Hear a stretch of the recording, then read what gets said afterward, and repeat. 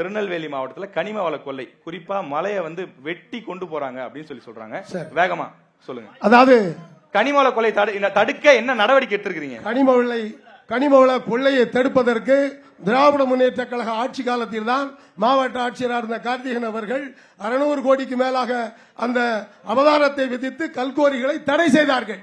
ஆனா தொழிலாளர்கள் போராட்டத்தை பின்னிருந்து இயக்கி கட்டிட பணிக்கு பாதிக்கப்படுகிறது, எம்சென்ட் பற்றாக்குறை இருக்கிறது அப்படின்னு சொல்லி போலியான ஒரு போராட்டத்தை முன்னெடுத்து அதன் பலன் பெறுகின்ற மாற்று கட்சிக்காரர்கள் திராவிட முன்னேற்ற கழகத்தை சார்ந்தவர்களுக்கு கல்குவாரி இல்லை. ஆதாரபூர்வமா சொல்லுவேன், எவருக்கும் இல்ல.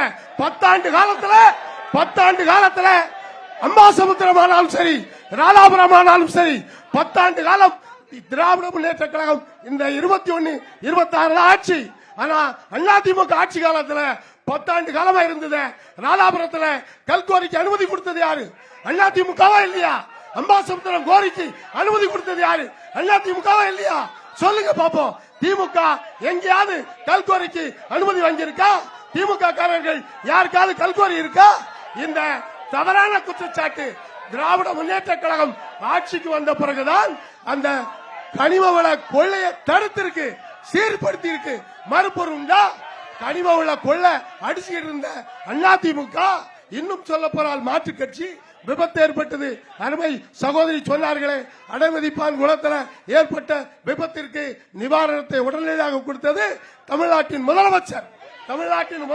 தான் நிவாரணத்தை ஏற்படுத்தினார். மறுக்க முடியுமா? எத்தனை லட்சம் தொழிலாளர்கள் பாதிக்கப்பட்டார்கள். எல்லா கட்சியும் நிவாரணம் கொடுத்தோம். சரி சரி, ஓகே ஓகே. ஐயா, ஒரே கேள்வி. நிறைய நீங்க அதுக்கு விளக்கமா நிறைய கொடுத்தீங்க.